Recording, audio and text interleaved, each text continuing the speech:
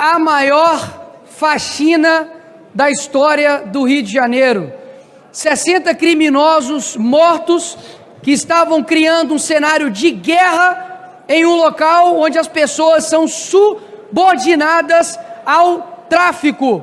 E aqui eu digo isso com muita tranquilidade, porque olha só, um pai de família com 2 crianças é assassinado brutalmente e a esquerda comemora, zomba e brinca.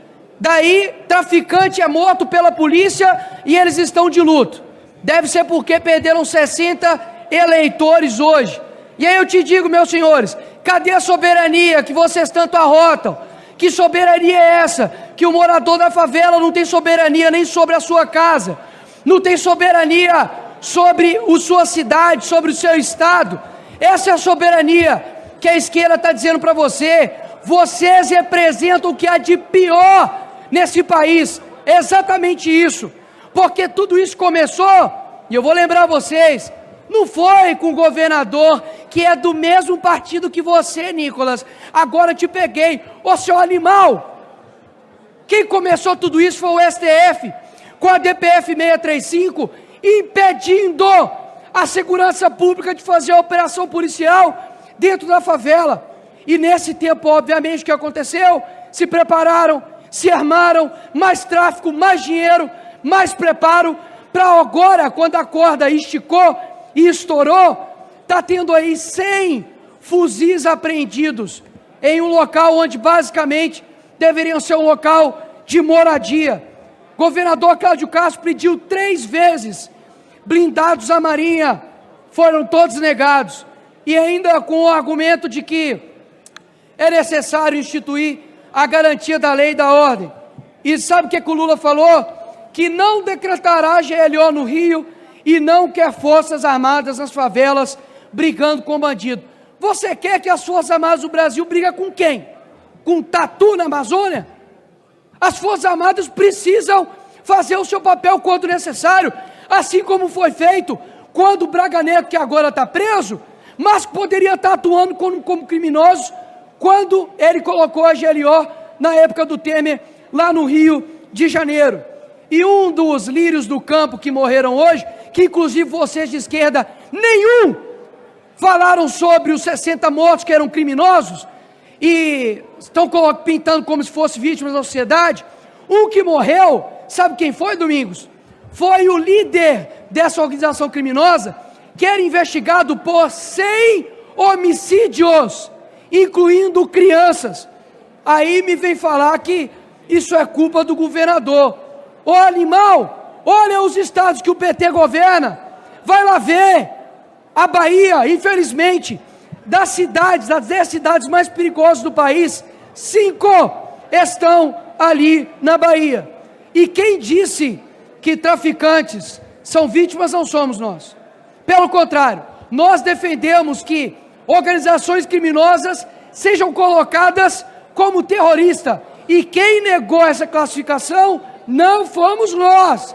Foi o governo Lula que negou colocar ambas organizações criminosas como terroristas. E está dando no que deu. Gente, criminoso tacando bomba pelo drone, em cima de policial. Mas o que dizer, né?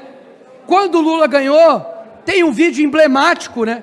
De que quem estava comemorando, Evaí, os criminosos dentro da cadeia, estavam lá, ó, fazendo L, quando o Lula ganhou, entendeu? Então não tem dessa de que, mas matou 60, infelizmente, 4 perdas nós tivemos, e aqui eu quero deixar o nome dos 4, Sargento Heber Carvalho, Sargento Cleiton Serafim, Marcos Vinícius, Rodrigo Veloso.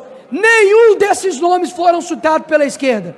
Pelo contrário, estão focados nos criminosos bandidos que aterrorizam a vida do cidadão na favela para poder chegar aqui e não se compadecer com esses policiais militares que são devidamente heróis. Agora, morreram 60 e morreram 4 de um lado. Para mim, a cada 60, de fato ali que morrer, deveria ter morrido era muito mais, porque criminoso que morre não volta para cometer crime. Aí vocês vão falar o quê? Meu Deus, Nicolas, que fala pesada. Nosso, daqui a pouco vai ter um esquerdoso reagindo a esse vídeo meu, né? Mas sabe o que é a realidade? É de que o Bukele fez em El Salvador, com o tamanho do Rio de Janeiro, combatendo o crime organizado com operação policial. Sabe o que aconteceu, Cabo Gilberto? Saiu do país mais violento do mundo para um país que não tem nenhum homicídio. E aí? Até quando? O Brasil vai tratar criminosos, sabe como? Como as ONGs tratam, né?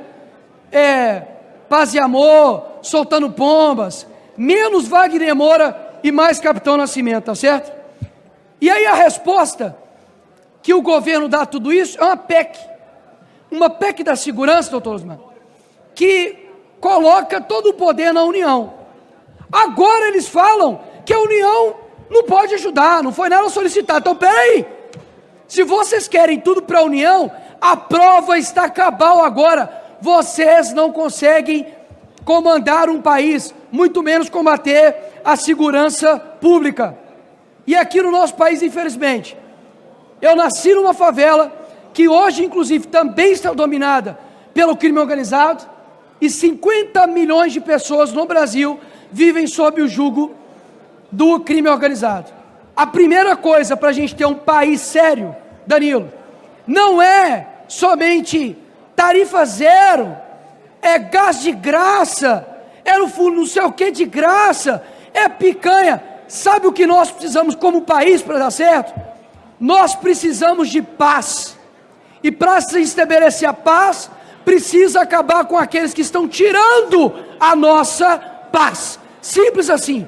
Parem de acreditar nessa conversa que pode parecer bonita, pode ter uma voz fofa, talvez querendo dizer que, na verdade, tem que fazer assim e assim, mas o que essas organizações criminosas precisam é de repressão séria, é que eles cumpram pena fora do país, se possível, sejam extraditados, que se coloque a organização criminosa como terrorista aqui no Brasil, porque de fato é aquilo que eles são. E vamos ver até quando esses 85 presos serão de fato presos, né? Porque daqui a pouco a justiça dá um jeito de soltá-los. Acabei de ler aqui que a operação ainda está em andamento, o que quer dizer que ainda tem muito bandido para ser morto e que a mão do Senhor seja colocada em cima desses policiais e que não ocorra nenhum óbito. Tragédia e tensão no Rio. Mais de 120 mortos em operação nos complexos do Alemão e da Penha. O Rio de Janeiro amanheceu sob o som de tiros, sirenes e helicópteros.